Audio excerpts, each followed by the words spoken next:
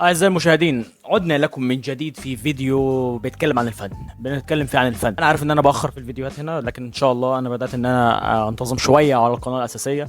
هتلاقوا اللينك بتاعها في الديسكريبشن أو هتلاقوها في آخر الفيديو. النهاردة هنتكلم عن 4 أفلام، 4 سلاسل أفلام هم أنا بشوفهم مش كويسين، بشوفهم أقل من المتوسط، لكنهم محبوبين جدا. سلاسل أفلام أنا بشوفها أقل من المتوسط، أو سلاسل أفلام سيئة او اقل من العاديه، لكن هم فعلا محبوبين بطريقه ما. فبس كده، لو انت شخص سينمائي محنك يا ريت تعمل لايك وتفعل زر الجرس واشترك في القناه وتكتب لي في التعليقات اي افكار علشان نعمل فيديوهات قريب وننتظم. يعني ان شاء الله هننتظم ان شاء الله، يعني ادعوا لي. ويلا نبدا الفيديو. نبدا معانا بمحبوب الجماهير، بالفيلم اللي كل الناس بتحبه. الفيلم انا كنت بحب السلسله دي توايلايت، بتاع ادوارد اللي كان بيجيب الدقيق ويخبطه على وشه ايوه، الناس اللي لونهم ابيض زياده عن اللزوم، الفامبايرز. بص، سلسله توايلايت بالنسبه لي الاخراج كان زي الزفت. الاخراج ما كانش احسن حاجه، في ضعف في الكادرات التصويريه، في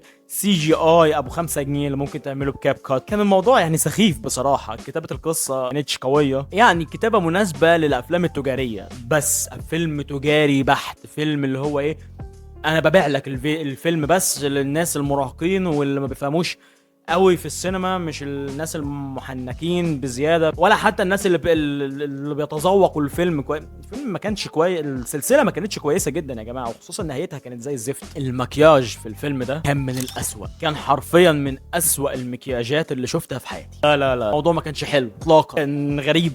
انت بس فامباير خلاص يبقى لونه ابيض، بس حرفيا كان في بياض مستفز وشفايف لونها احمر بطريقه مستفزه. صراحه سلسله الافلام دي برضو انا ما بحبهاش لسبب، اكتر سلاسل الافلام اللي ظلمت ممثل في التاريخ. روبرت باتنسون اللي عمل دور باتمان في 2021، الممثل ده جامد. عمل برضو تينت بتاع كريستوفر نولان، وكان اداؤه التمثيلي جامد. ممثل حلو، ممثل قوي، ممثل يجي منه كتير. لكن سلسله الافلام دي كانت في بدايته وحرفيا ظلمته ظلم ابن كلب. الواد ما كانش بيتكلم كويس، الواد ما كانش بيأدي كويس، الواد كان عباره عن تلجايه طالعه من فريزر ماشي. واللي هيقول لي ان ده كان بيخدم على الدور، يعني بصراحه ما يزعلش من اللي انا هعمله، لان ده ما كانش بيخدم ولا شيء، ده كان شيء زي الزفت. فالسلسله دي ظلمت روبرت بطريقه بنت كلب. الجرافيتي بالنسبه لي والجرافيك في البتاع ده كان سخيف، كانش احسن شيء، ما كانش افضل شيء، كان ضعيف بصراحه، اي كلام اقوله.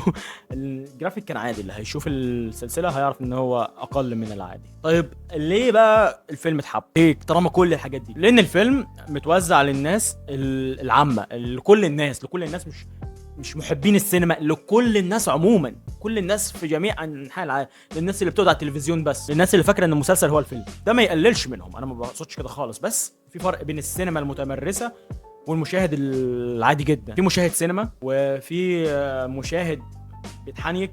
في مشاهد اللي هو بس انا عايز اشوف اي فيلم. الفيلم ده كان معمول للمشاهد ده، وده شيء ما يقللش من المشاهد ده. برضه بقى غير ان هو كان بيلعب على حته المراهقين والبنات، فيلم كان بيلعب على المراهقين جدا، ادي كريستين ستيوارت اللي شبه المراهقين للمراهقين، وادي روبرت باتنسون للبنات اللي هم صغيرين. القصه كانت غريبه شويه وقتها، لان هو كان من 18 سنه او 17 سنه، من زمان السلسله دي كانت في شويه جذب كده في الموضوع، مع ديابه بتطير ومش عارف وناس بتطير وبتاع، ميك سنس مع الناس. طبعا بقى قصه حب المراهقين اللي دايسه في الفيلم جامد، وفي المدارس الثانويه وبتاع، فكل دي عوامل جذب للمراهقين. الفيلم اشتغل على المراهقين جدا، هما والمشاهد اللي من بره ولعب على الحتت دي كويس، وفعلا الفيلم نجح تجاريا كويس، لكن نقديا ما كانش احسن حاجه. السلسله اقل من المتوسط بالنسبه لي. خلينا نخش في تاني سلسله افلام. الرقم 2 يعني واحد من افلام الرعب اللي محبوبه شويه، وهو ثنائيه ظنان. بص، ما اقدرش انكر اطلاقا ان الاجواء في الفيلمين دول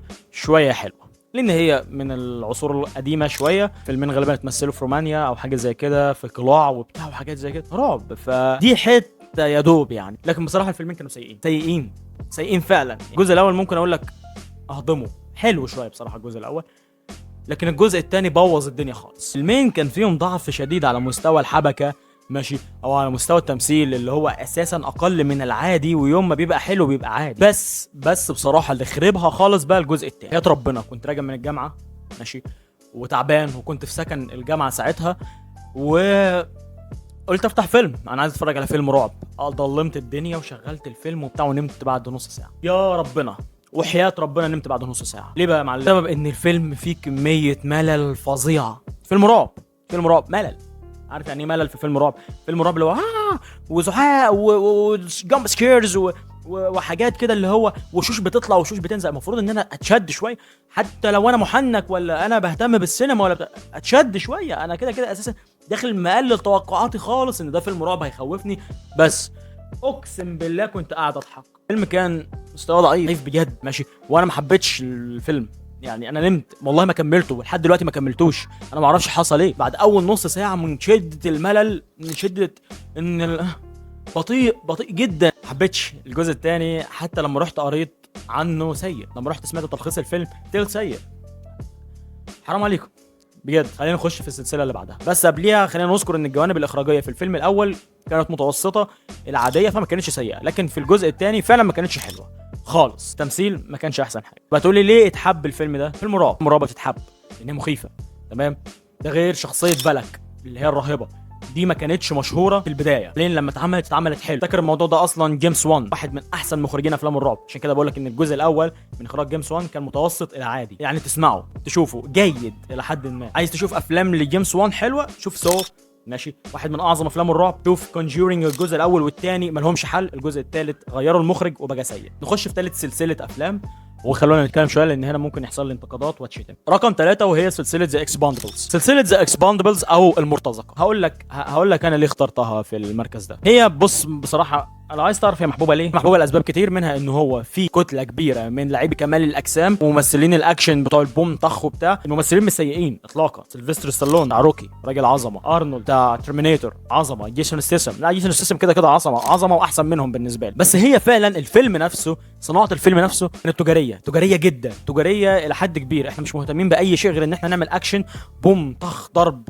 هروب عصابات، من غير ما اعمل حبكه، من غير ما اعمل قصه، من غير ما اعمل حاجه زي كده. عايز تشوف فيلم اكشن قوي، فيلم حلو فعلا، فيلم ملوش حل، اتفرج على وارس اوف مان لجيسون ستاثام واخراج جاي ريتشي. فيلم اكشن جامد، قصته حلوه، معمول كويس. ذا اكسباندبلز الاربع اجزاء بالنسبه لي كانوا، ما اقدرش اقول ان هم سيئين، بس عاديين لدرجه ما بحبتهمش. انا ما بحبش افلام الاكشن قوي اصلا، فانا ضفتهم في القائمه دي. هي زي ما قلت لك بتستهدف المشاهد الكاجوال، المشاهد القديم بقى، المشاهد البسيط، بان انا اجيب له سيلفستر ستالون، جيت لي، ارنولد شوارزنيجر، الناس دي.